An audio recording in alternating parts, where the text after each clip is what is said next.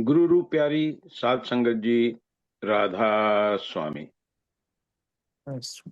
तो नया साल 2026 और इस साल का ये पहली ज्ञान चर्चा है।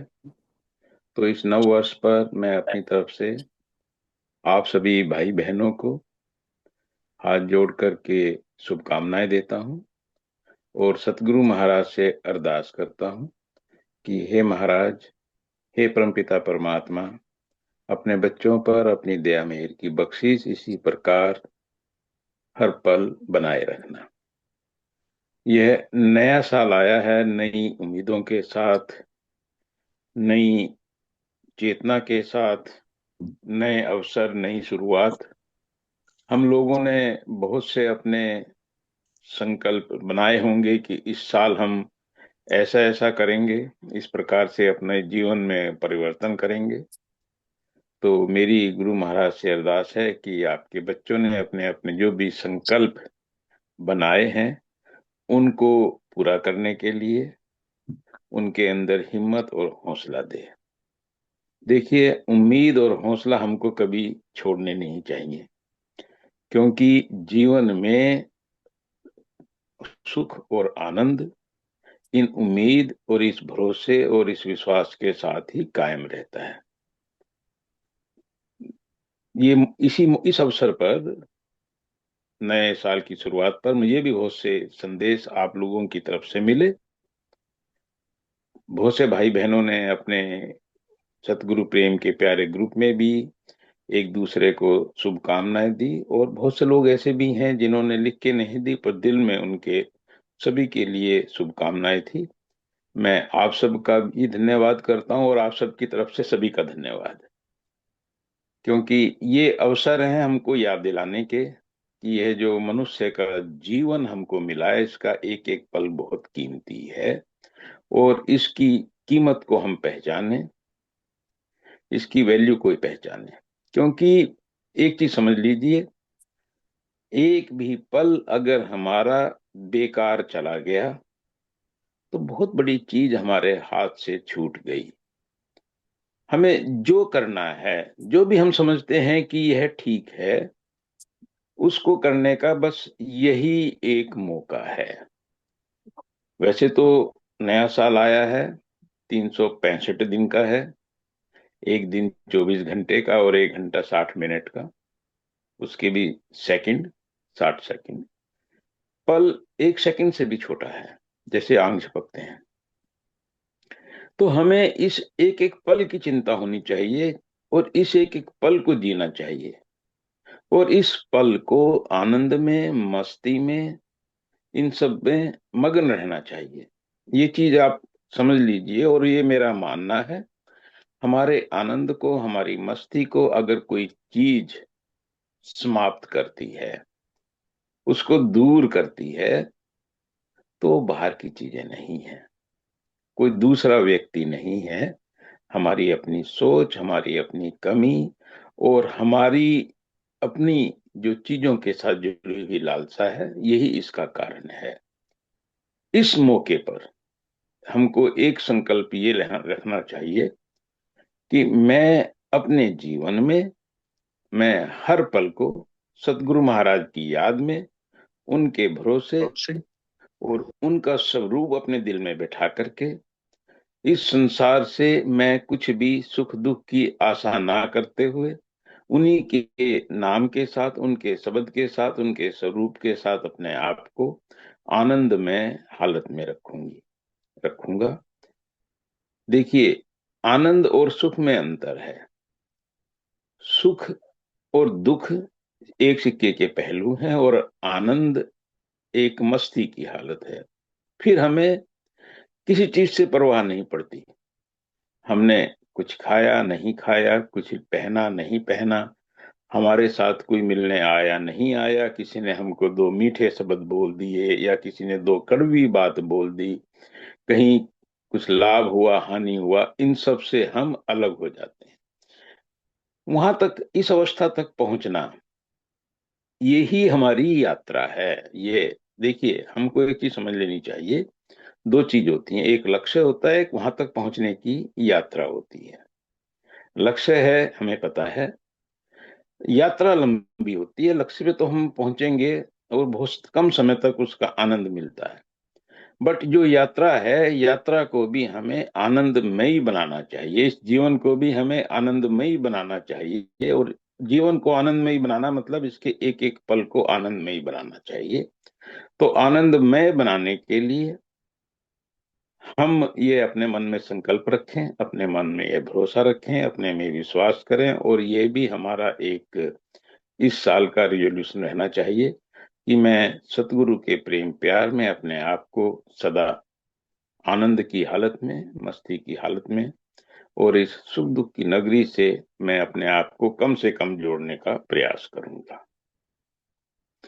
देखिए, एक थोड़ा सा मैं बार बार कहता हूं कि यह जो प्रोग्राम है, ज्ञान चर्चा, इसमें जब हम अपनी बात कहते हैं, जैसे इसमें सभी बात अपनी शेयर करते हैं, वो जरूरी नहीं कि वो प्रश्न के रूप में हो। ये प्रश्न उत्तर सेशन नहीं है, यह ज्ञान चर्चा है। इसका मतलब है कि हम सभी भाई बहन जितने इसमें भाग ले रहे हैं, देखिए हम भाई बहन इसलिए हैं, इस नाते से हैं कि हम परमपिता परमात्मा के बच्चे हैं, वही हमारे पिता हैं। तो उनके जितने भी बालक हैं, बालिकाएं हैं, आपस में भाई बहन हुए। हम में अंतर है उम्र का, दुनिया की रिश्तेदारी का, दुनिया के संबंधों का।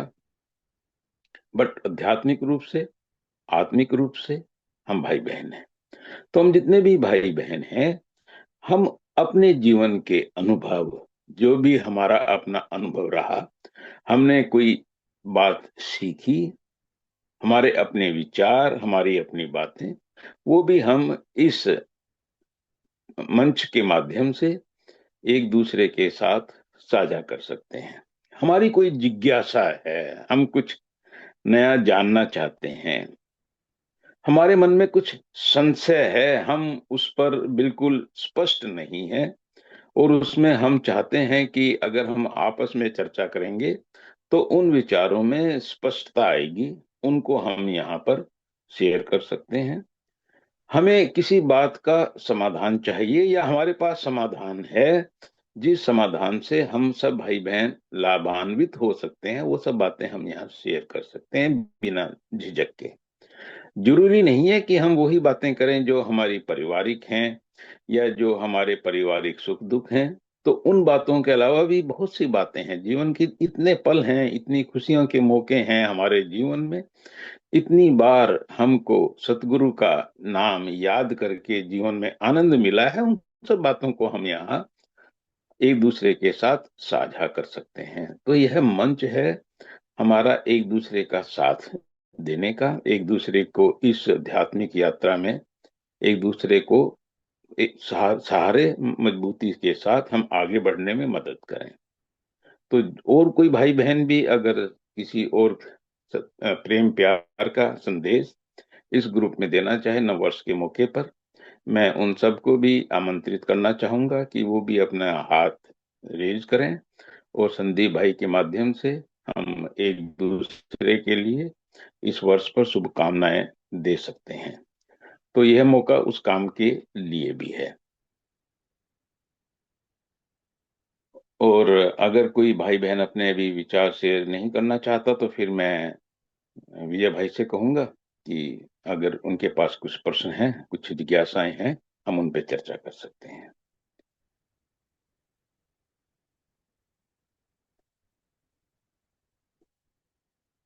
संदीप भाई। राधा स्वामी महाराज जी। राधा स्वामी। अभी तक मेरे पास किसी का भी हैंड रेज नहीं हुआ है। ठीक है, विजय भाई आप जुड़े हुए हैं। जी, राधा स्वामी।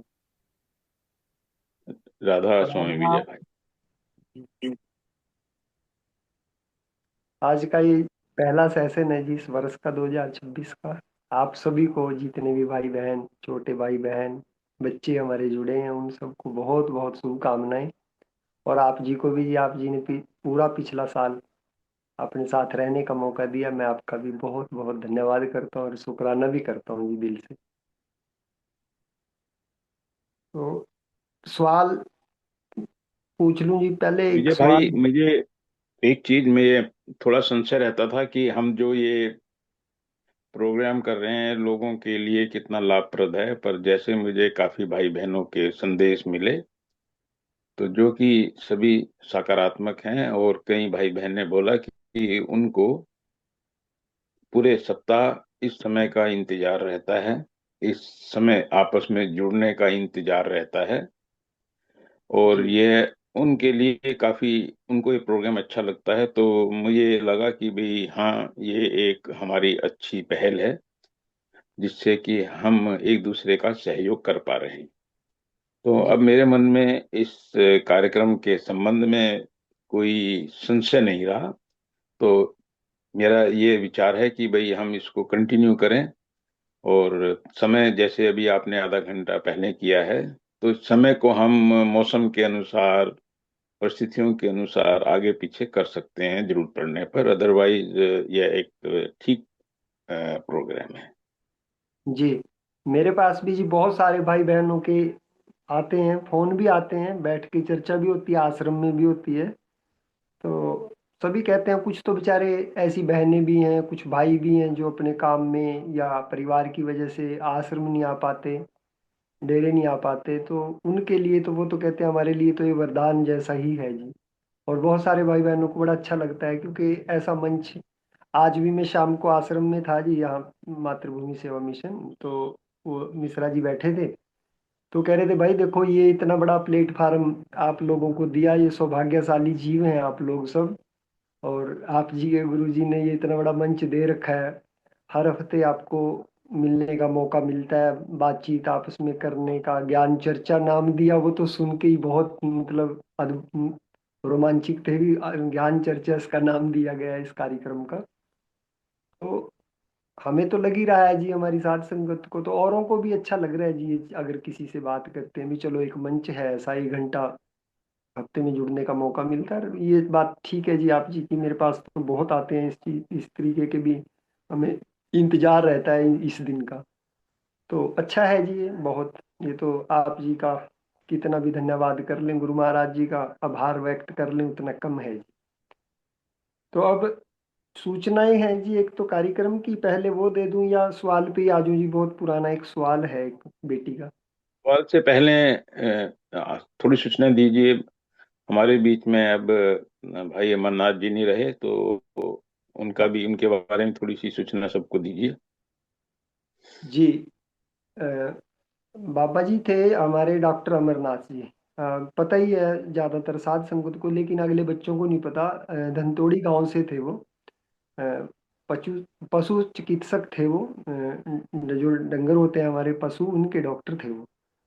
और उनकी माता जी ने उनको जोड़ा था, यानी कि कह सकते हैं जी हमारी 5वीं पीढ़ी के सबसे पहले, चौथी, हाँ 5वीं पीढ़ी, मेरे से चौथी। तो उनके माता पिता ने नामदान लिया था बाबा जी से, उसके बाद ये वहीं से चला आ रहा हमारे घर पे भी, जो भी चला है जी। पिताजी के मामा जी थे वो। तो उन्होंने शरीर छोड़ दिया पीछे 4-5 दिन पहले।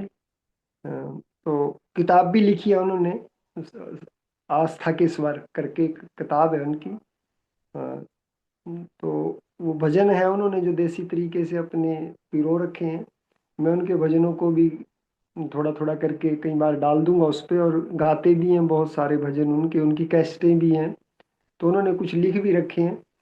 तो मैं उनसे जुड़ा एक छोटा सा किस्सा जरूर आज बताना चाहता हूँ जी इस मौके पे। तो ये जो बाबा जी थे हमारे, तो ये जब और लोग संगत वहाँ पे भजन बोलती थी, तो कहते मुझे एक दिन महाराज जी ने कहा, बड़े महाराज जी की बात कर रहा हूँ जी मैं, बाबा प्रेम जी की।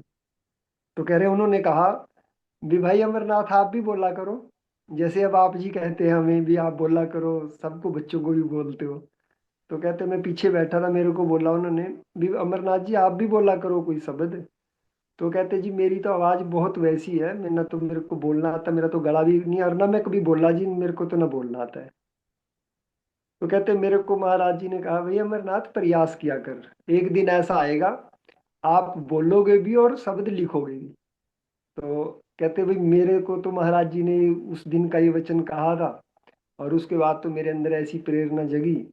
अब आप जी के सामने ही उन्होंने एक किताब भी लिखी, उन्होंने खूब गाया भी है और लिखे भी हैं जी, खूब एक किताब ही बना दी थी उन्होंने तो अपने शब्दों की, जिसका आप जी ने विमोचन भी किया था कई साल पहले। और वो 500 के आसपास बुक बनी थी, छोटी छोटी बुकें हैं जी वो, आश्रम में आसानी से उपलब्ध हो सकती हैं। तो अमरनाथ जी महाराज जी के बहुत अनन्य भगत थे, सतगुरु महाराज जी के। और उन्होंने बहुत सारी साध संगत, हम तो कह लें हमारी तो पीढ़ी वहीं से चली है जी, पिताजी के मामा जी थे वो। तो इस तरीके की आत्मा, बहुत पवित्र आत्मा थी वो, और मैं तो उनको नमन करता हूँ इस मौके पे आज, क्योंकि उन्होंने शरीर छोड़ दिया और सतगुरु ने अपने गोद में तो लिया ही होगा उनको। तो ऐसी मेरी अरदास भी है, और अगर कहीं कसर वसर है जी, तो मालिक सतगुरु महाराज आप जी दया करें उनके ऊपर, मैं तो यही अरदास करता हूँ जी आज इस मौके पे। तो विजय अब भाई, ये सब महाराज जी के प्यारे पुष्प हैं जो धीरे धीरे महाराज जी के पास जा रहे हैं। अब इनकी यादें ही हमारे पास रह गई हैं। पहले खुद हमारे बीच में थे और अब हमारे बीच में नहीं है। और हमको समझना चाहिए अभी भी जो कुछ हमारे पास है हम उसकी कीमत पहचानें और उनका मान सम्मान पूरा रखें और उनका पूरा ध्यान रखें। जी, इसको लेके मेरे याद आ गई जी एक बात, एक भाई ने एक प्रार्थना भी भेजी है, उस सवाल से पहले मेरे ध्यान आ गई जी ये बात। भाई कह रहे हैं भी थोड़े से पुष्प, जैसे आप बोल रहे हो भी थोड़े से पुष्प बचे हैं, भी भाई जी एक बार इनको संक्रांति पे किसी तरीके से इनके दर्शन करा दो सबके। तो मैंने कहा भाई, जितने भी हैं ये जीव महाराज जी के, बाबा जी के, तो उनमें से बहुत कम है जो अपने सहारे आश्रम आ सकते हैं। उनको सहारा चाहिए बेचारे, ना तो वो चल फिर नहीं सकते ज्यादातर, तो भाई ऐसे तो संभव हो नहीं सकता, और खासकर अब सर्दी में तो बिल्कुल नहीं हो पाएगा क्योंकि सर्दी है बहुत यहाँ इंडिया में तो जी।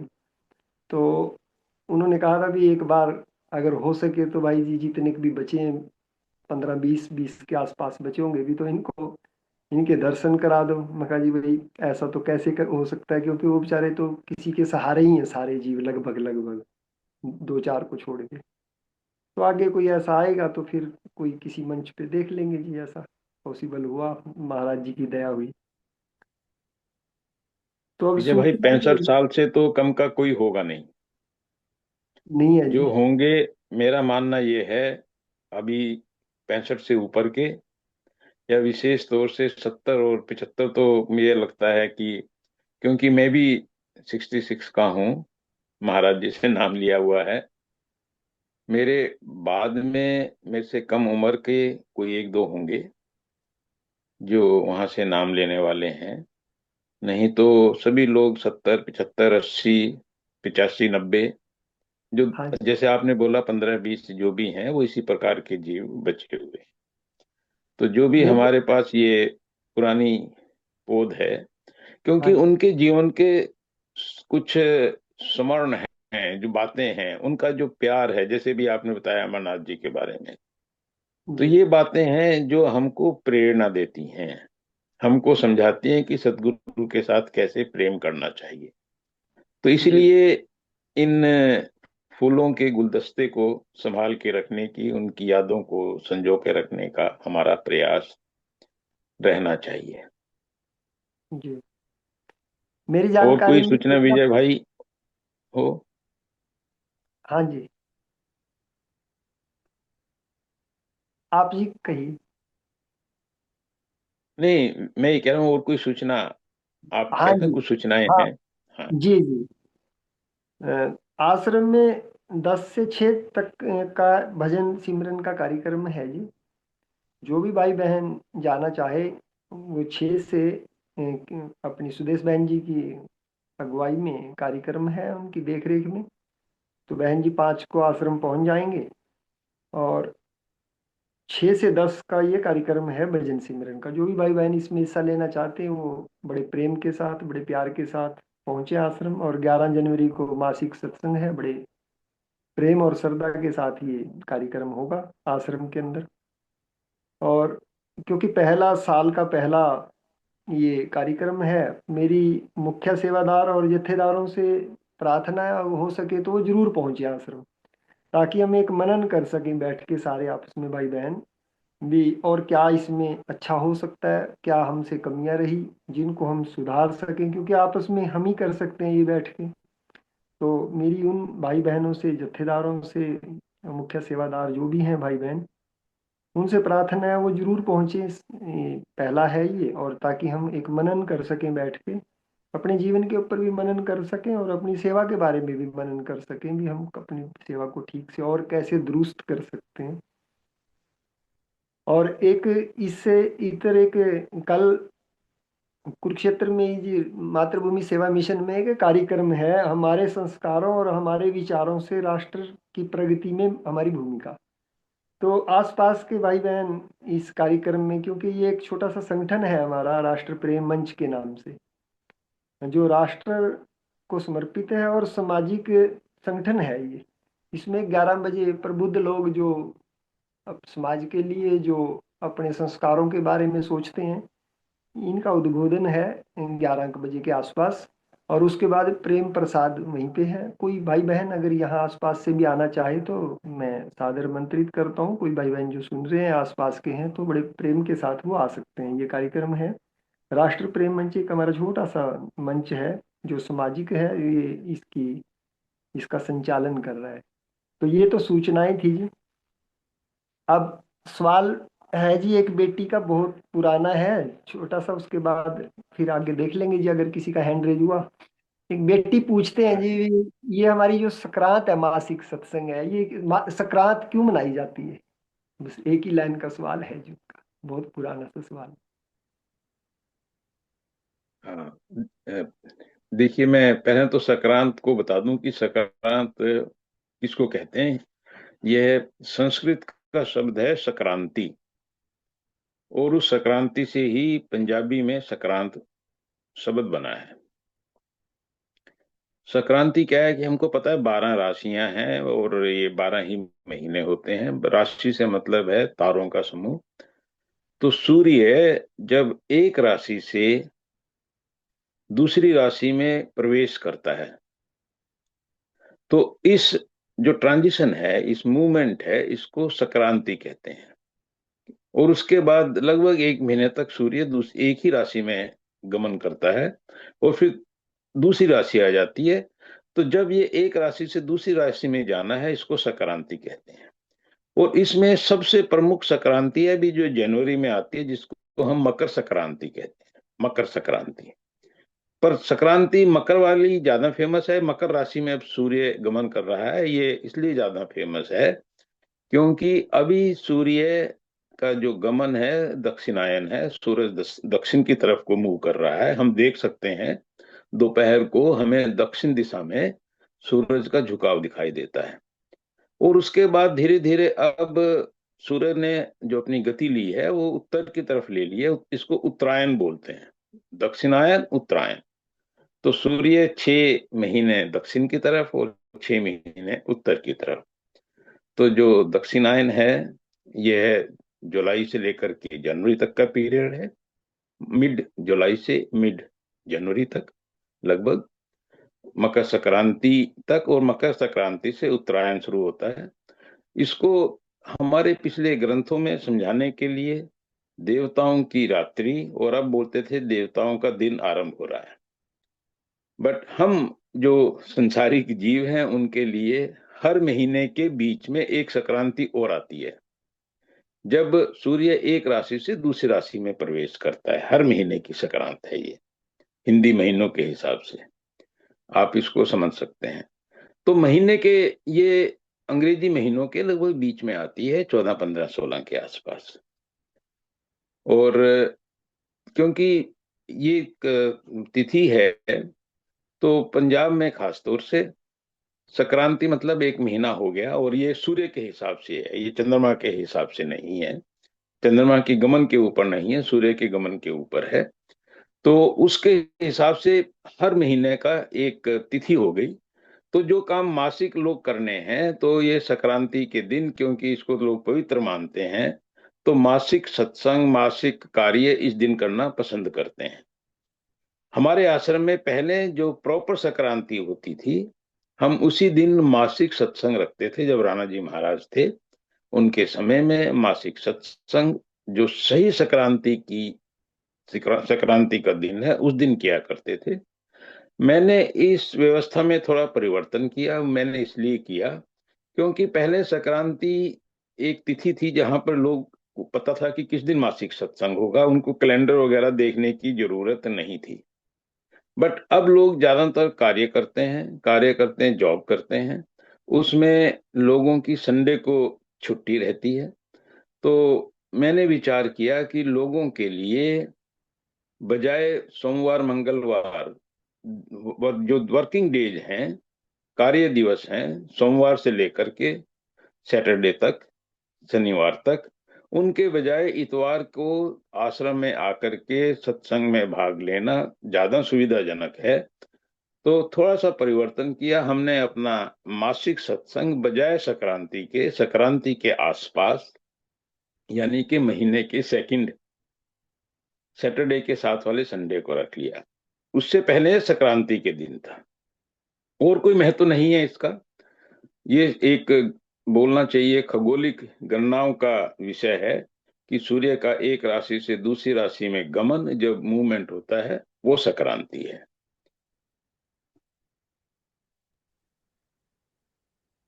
विजय भाई, जी जी। ये मैं बच्चा है, अगर वो जिसने भी, ये बहन भाई ने जो प्रश्न पूछा है, वो हाँ जी। अगर समझ पाए हैं तो, अगर ग्रुप में जुड़े हैं, अगर वो समझ रहे हैं तो वो बताएं, और नहीं तो मैं थोड़ा सा और उनको स्पष्ट कर सकता हूँ। मैं भी, ये बेटी है जी भूमिका। मैं भी, मुझे अच्छा। लगता है वो जुड़ी जुड़ी होगी भूमिका बेटी। अगर मैं, गुरिंदर बेटा है लाइन पे, अगर भूमिका बेटी जुड़ी है, साथ में बैठी है, तो अगर वो पूछना चाहे कुछ और इसमें जोड़ना चाहे तो मैं गुरिंदर बेटे से कहूंगा। और अपने कोऑर्डिनेटर से, अब ऐसे तो गुरिंदर है ही है, वो अपना अनम्यूट करके बेटी से बोल सकता है अगर वो पूछना चाहे। और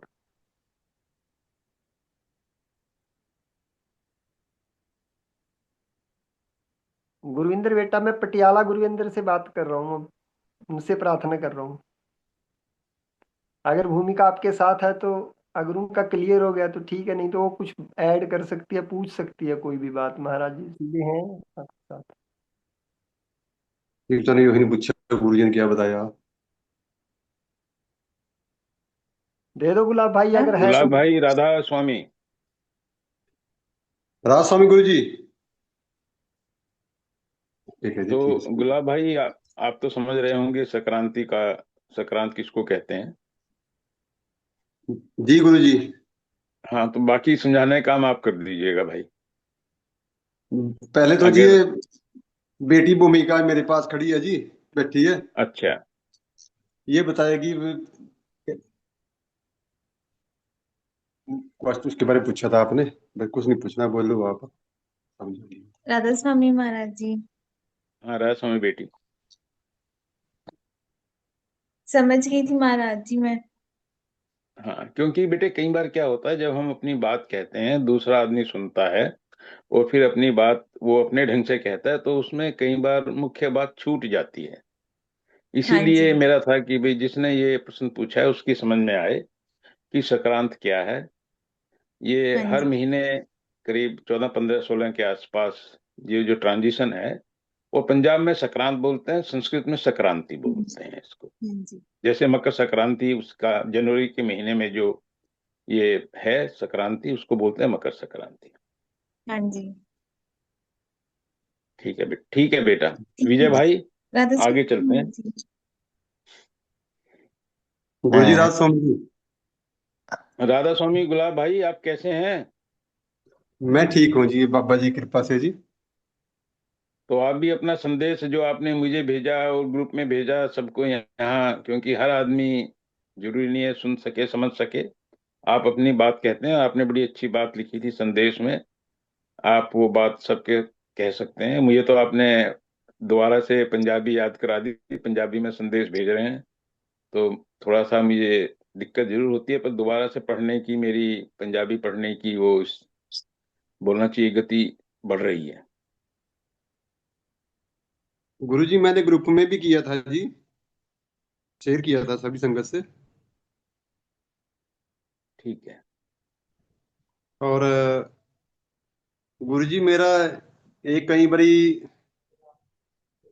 बड़ी भावुकता हो जाता हूँ जी। मैं एक शब्द पढ़ता हूँ, स्वामी उसका बाबा स्वामी जी महाराज की वाणी का।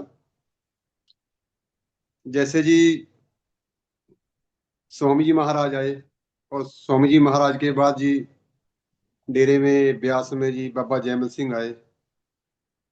और जयमल सिंह के जो शिष्य थे बाबा सामन सिंह जी, और उनके शिष्य हमारे बाबा जी संत प्रेम सिंह जी महाराज जी। तो बाबा जी ने हमें यहाँ डेरे में अपनी संगत इकट्ठी की जी, जो जो उसकी बाबा जी का हुक्म था जी। तो जैसे स्वामी जी महाराज ने वाणी लिखी है जी, प्रेमी सुनो प्रेम की बात जी। तो मुझे ऐसा कहीं भी महसूस होता है जैसे जी स्वामी जी महाराज ने वाणी बाबा प्रेम सिंह के लिए और हमारे लिए संदेश भेजा हो जी, भी हमें ही प्रेम सिंह की बात सुननी है जी। अब बाबा जी हमारी बात सुनाने के, समझाने के लिए और ले जाने के लिए आए हैं जी।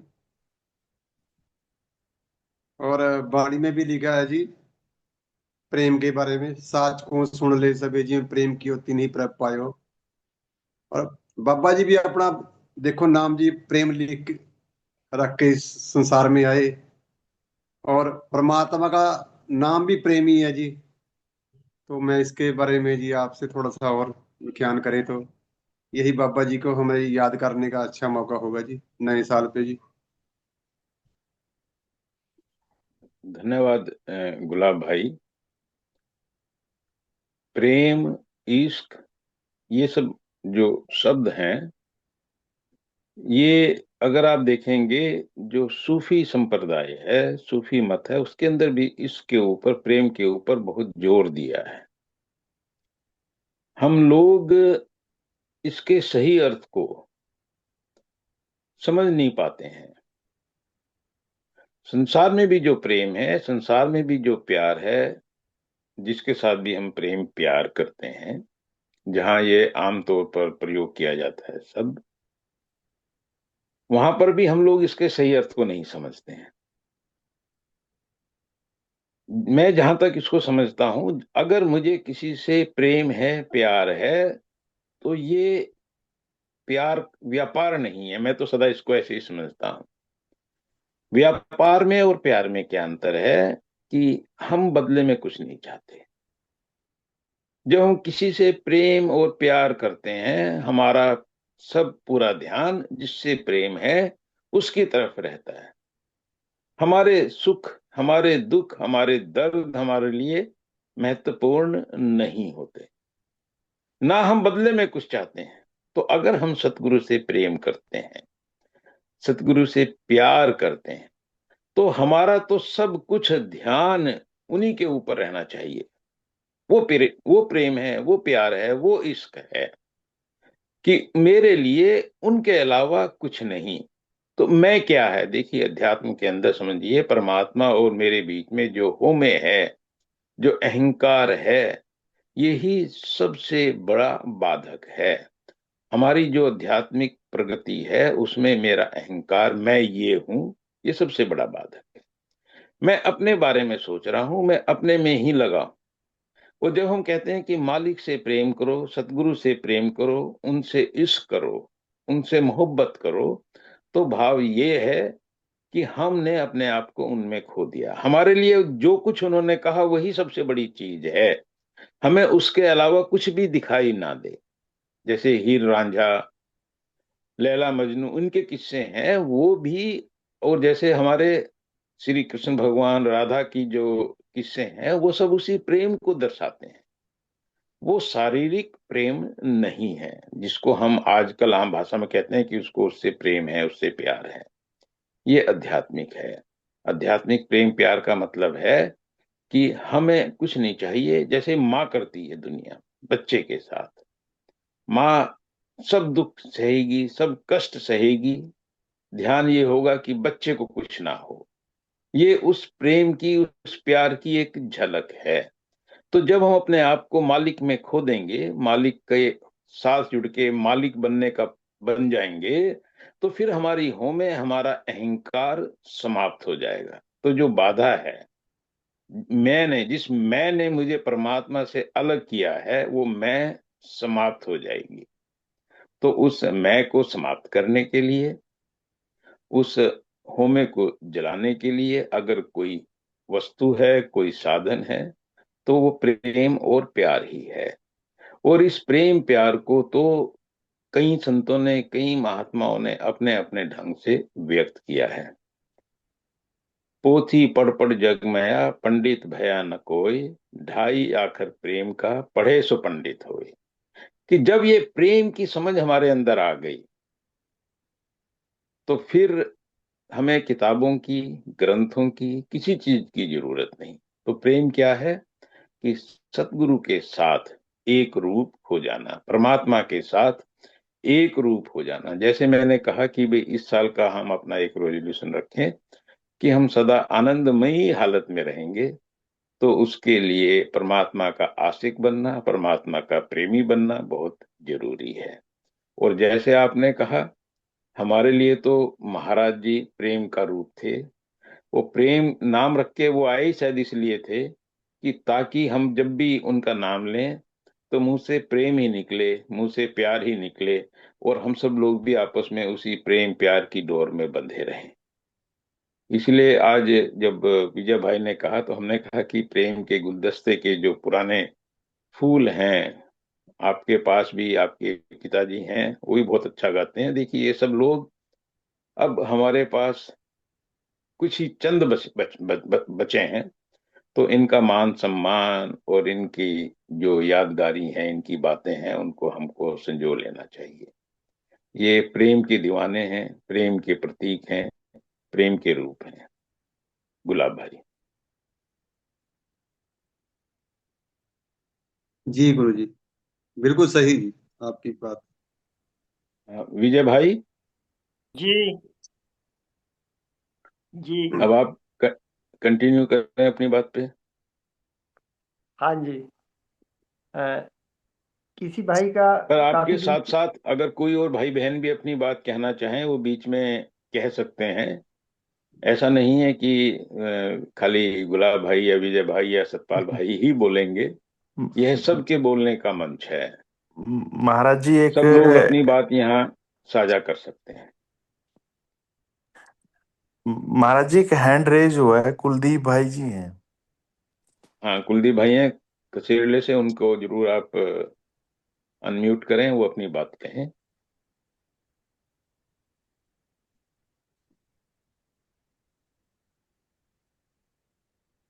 कुल कुलदीप भाई बात सुन रहे हैं तो एक बार आप अनम्यूट कर लीजिए आप।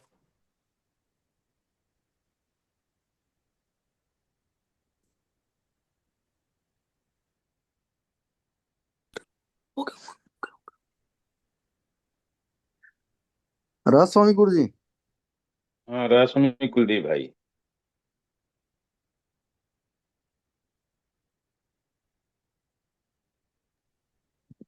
वो पूछ रहे हैं जी। कुलदीप भाई। हाँ जी। हाँ जी, वो कह आप रहे हैं अपनी जी बात कहिए। आपने एक सत्संग में कहा था कि बड़े भाग थे आत्मा के जो मनुष्य का शरीर मिला जी। और उससे भी बड़े भाग तब से जब गुरु से मिलाप हो गया जी। वो कह रहे जी आपने उसी सत्संग में बाद में फरमाया कि संत मार्ग आंख बंद करके चलने का मार्ग नहीं है और ना ही भेड़ चाल का मार्ग है जी। वो कह रहे मेरे माँ बाप सत्संग संत मार्ग पे चले तो मैं भी संत मार्ग पे चल पड़ा। यदि मेरे माँ बाप देव देवताओं की भक्ति करते तो स्वाभाविक था कि मैं भी उसी पासे चलता जी। तो अब मैं कंफ्यूज हो गया हूँ जी कि भी मैं भेड़ चाल मार्ग पे चला हूँ या संत मार्ग पे चल पड़ा हूँ जी। हाँ, इसीलिए कुलदीप भाई मेरा ये रहता है कि आप चीजों को समझें। मैं इस मार्ग पर इसलिए नहीं चल रहा हूँ क्योंकि मेरे माँ बाप इस मार्ग पर चल रहे थे। अगर मैं उसी वजह से चल रहा हूँ तो भीड़ चाल हो गई। बिना सोचे समझे चल रहा हूँ, चाहे कोई सा भी मार्ग है। अगर मैं चीजों को समझ गया और फिर चल रहा हूं तो वही मार्ग मेरे लिए फलीभूत होता है। अगर आपने तो एक एक ही चीज बताई कि भाई यदि देवी देवताओं की पूजा वाला या कोई और भी है तो मार्ग कोई सा भी हो सकता है। और संत मत में भी बहुत से मार्ग हैं, एक नहीं है। बहुत सी पगडंडी हैं, बहुत से राजपथ हैं, और सब जगह चलने के ऑप्शन आपके पास हैं।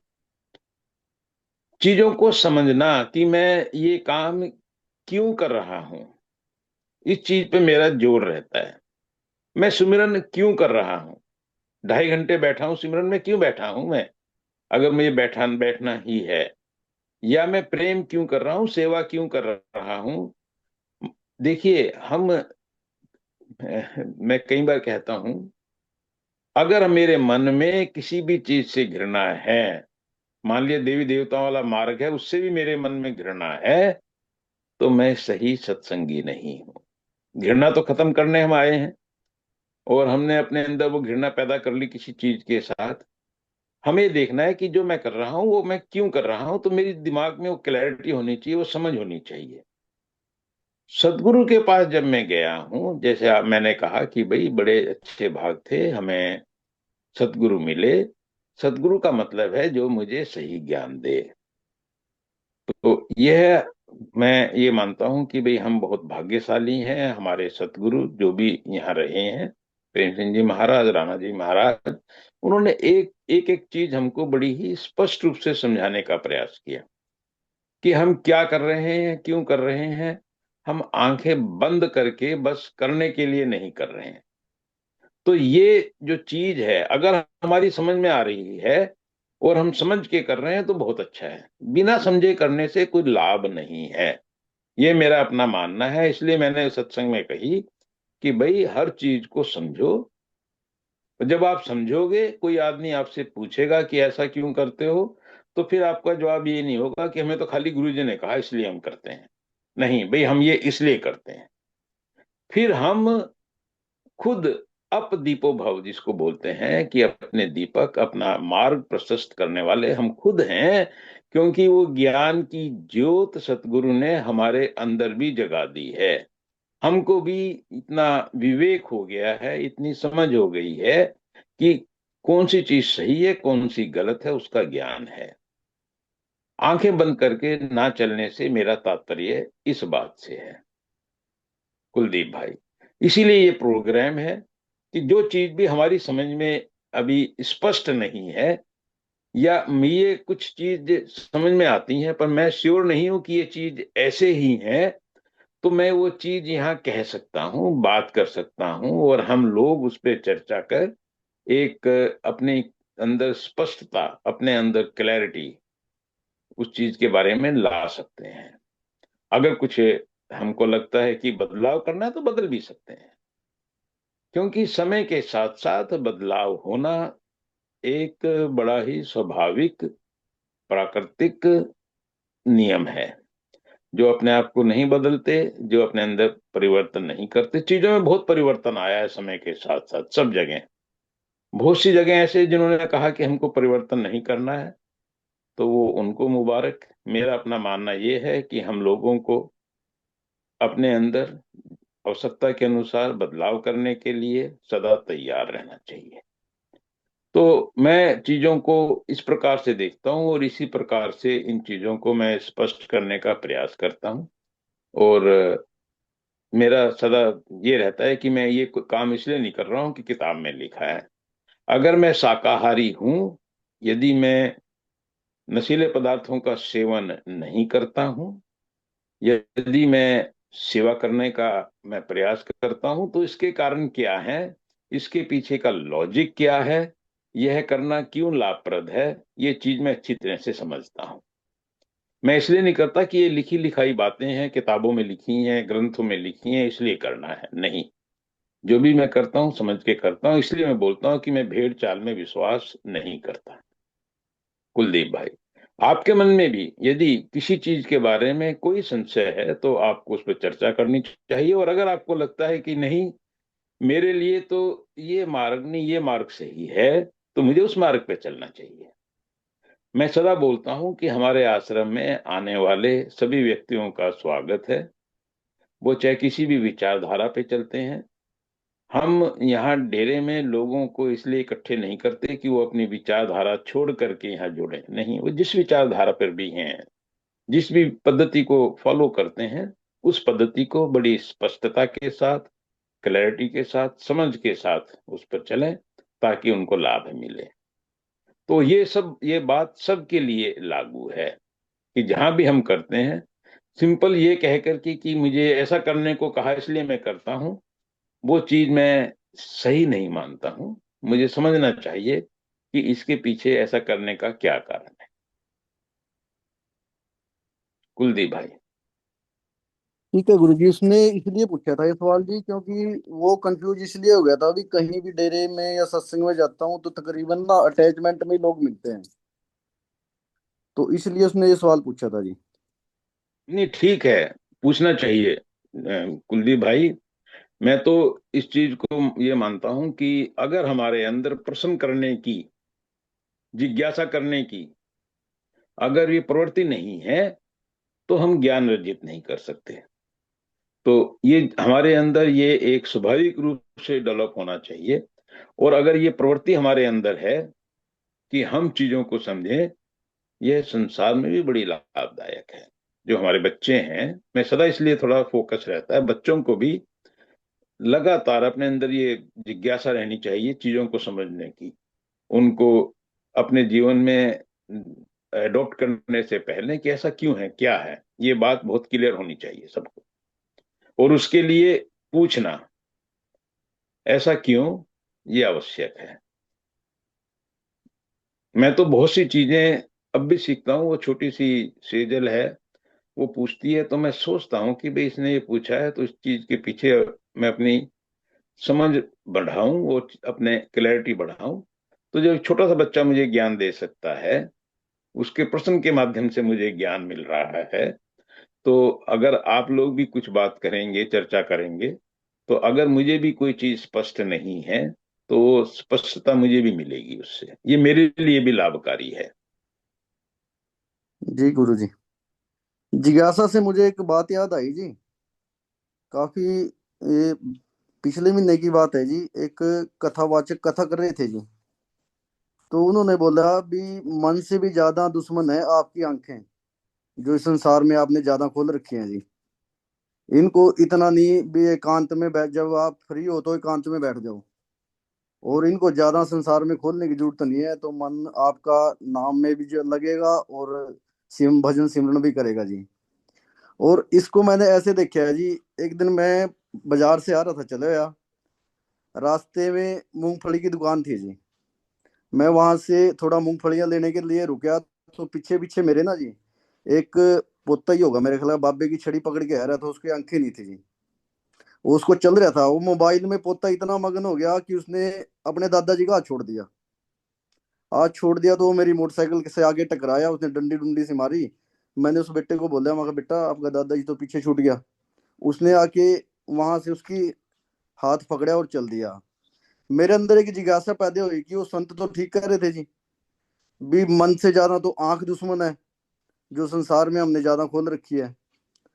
तो वो जिज्ञासा मैंने अपने रूटीन में एक धारण करी जी। अपनी दुकान में आके पहले क्या होता था कि मैं मार्केट में बैठ जाता था, जब बिल होता था, दो चार आदमी बैठे हैं, अपनी कुर्सी डाई वहां बैठ गया जी। अब मैंने रूटीन में क्या कराया कि अपना शीशा लॉक कराया और अंदर बैठ गया जी। अब उससे मेरे को ये फायदा होया कि मैं वहां बाहर की निंदा चुगली से बच गया, उसकी बात से, संत की जी। जैसा कि आपने बोला है कि कुछ अच्छा मिले तो ठा के ले उसको, नहीं तो वहीं छोड़ आओ।